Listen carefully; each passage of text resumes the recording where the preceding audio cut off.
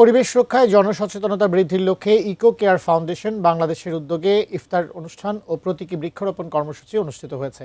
গত বৃহস্পতিবার জাতীয় সংসদ ভবনের এলডি হলে আয়োজিত অনুষ্ঠানে সভাপতিত্ব করেন ফাউন্ডেশনের অপারেশনস হেড ও কুইক সোর্স বাংলাদেশের প্রধান নির্বাহী পরিচালক মোস্তফা জামান। প্রধান অতিথি ছিলেন জাতীয় সংসদ সচিব কানিজ মওলা।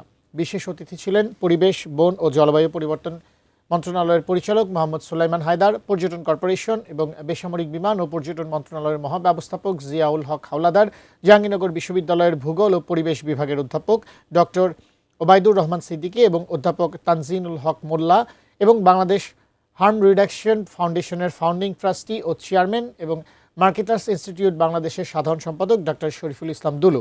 অনুষ্ঠান শেষে অতিথিরা সংসদ ভবন প্রাঙ্গণে গাছের চারা রোপণ করেন।